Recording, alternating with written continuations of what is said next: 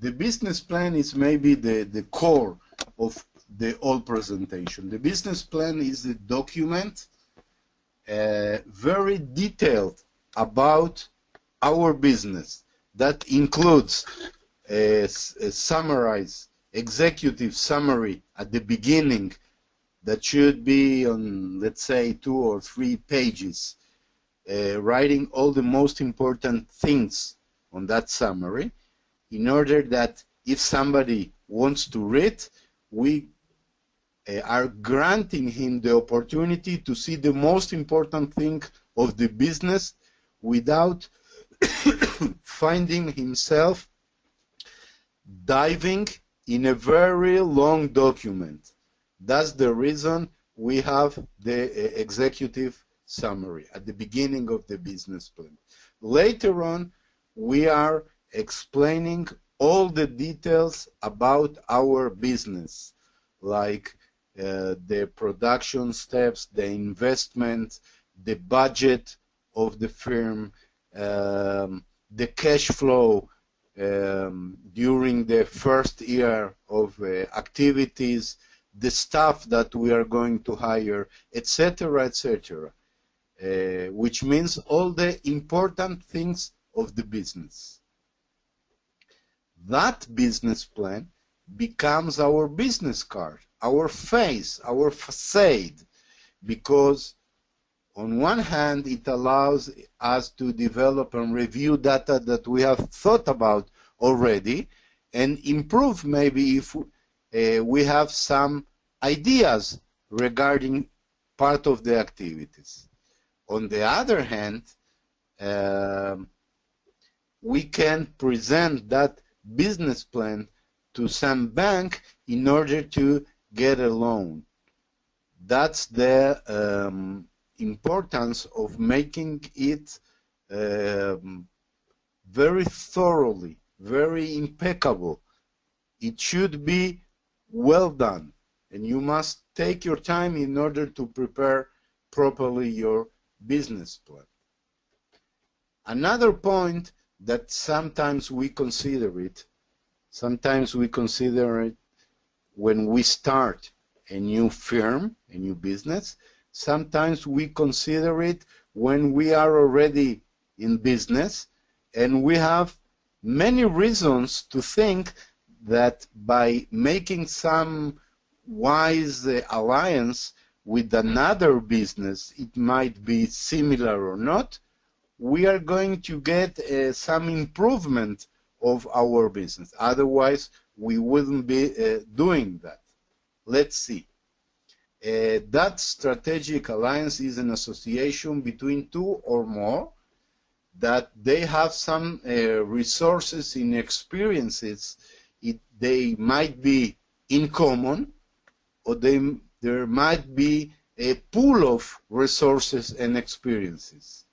One of them has experience, the other one have resources, and a combination between the two can lead us to something better. For instance, to develop a specific activity that we couldn't develop as a standalone business, strategy for growth or critical size gain. For instance, if we are two business, similar business, and we have 10% of the market and the other one has 10% as well, joining together or by a strategic alliance, we can gain not only 10 plus 10, we can get 50% of the market by improving some of the processes. And what else can we do by an alliance? Acquire skills to conquer new markets, alternatives. Normally, that kind of alliance is done between competitors or producers of complementary products. You can think about a lot of examples. The most important is to understand that such an alliance should be useful for both parts. But we mustn't forget the danger of knowledge sharing, because if we make some alliance, we can be in danger of losing the strategic flexibility. We share with the other part, with the new part, all our knowledge, same way that he shares with us his knowledge. Sometimes it be dangerous. Now we will talk a few words about the economic analysis. And the first analysis we know, maybe the most popular one, is the SWOT analysis.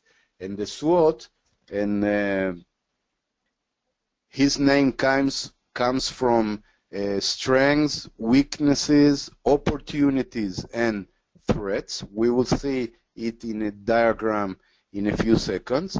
That's a tool for analyzing a situation of a study object. Why do we use that expression, study object? Because the SWOT may analyze a person or a company or even an organization. The important thing is that that analysis provides a diagnosis, and we can make decisions based on the analysis. There are some more kinds of analysis. We are not going to talk about them. We are going to concentrate to say a few extra words about the SWOT. For instance, we see that we have a double title. In one hand, we are dividing the 4 parameters into strengths and weaknesses. On the other hand, we are dividing the first 2, the upper 2, as internal analysis, and down we are seeing the external analysis, which means that if I make an analysis of my business, I can perceive strengths and weaknesses. Let's see, first of all, those 2. A strength may be, for instance, low-cost resources. I can buy raw materials much cheaper than our competitors. For instance, if I grow cows and I produce ice cream, I can buy much cheaper milk in order to produce ice cream. This could be a strength. Or if I am a very known and famous restaurant, my strength is that I have 3 Michelin stars, if you know what I'm talking about.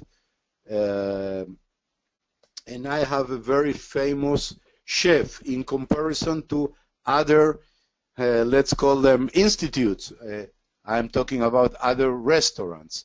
That's a strength always in comparison to other business similar, in the same field like mine. Weaknesses could be, let's say,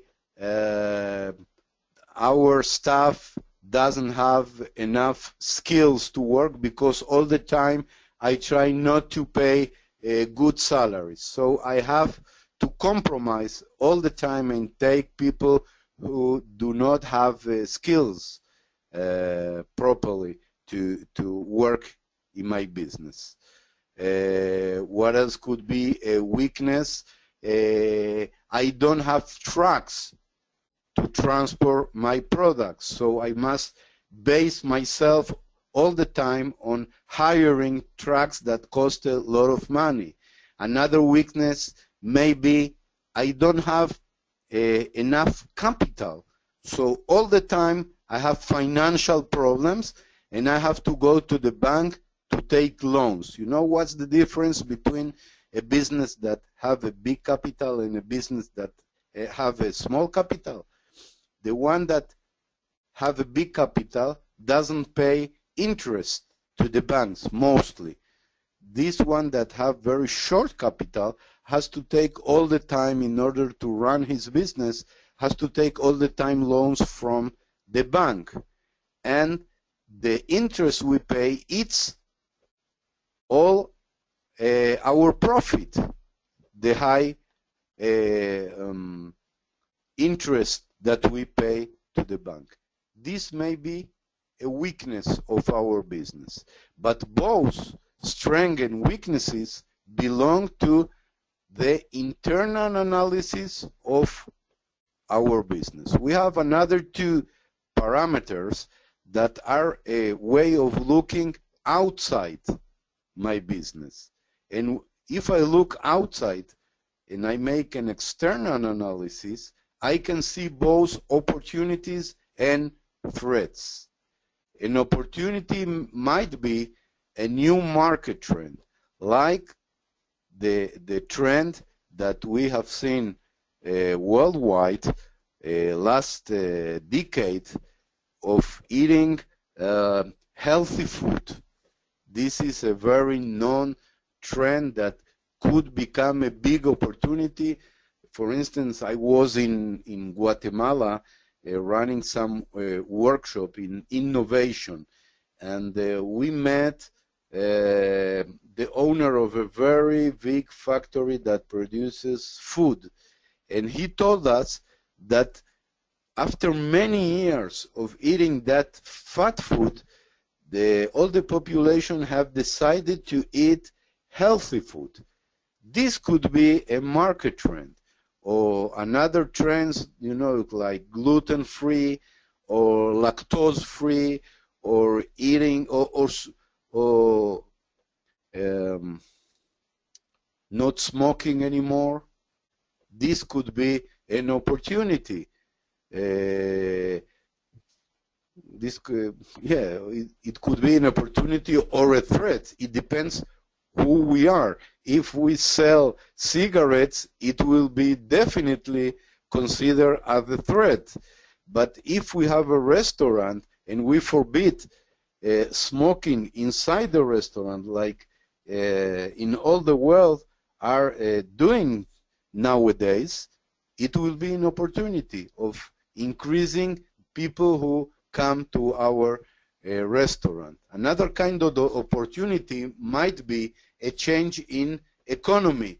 Maybe if they increase some tax for import or reduce some tax, maybe technology changes might be an opportunity.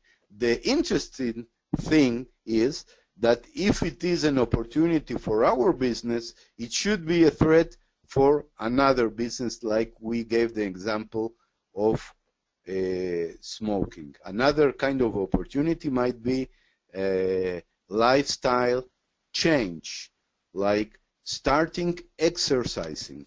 You are perceiving in many parts of the world, people are starting to ride bicycles. And if we are aware of that fact, we can start and be the first to import bicycles from the United States, as an example.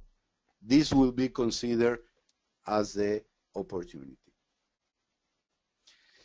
We will move now to look together after some kind of tools that we use in everyday life in our business, and those tools assist us to make right decisions. First of all, the accounting. Obviously, the accounting is more than a basic tool. Everybody should understand, if he wants to have a normal and formal business. Formal, I mean that we pay taxes to the government.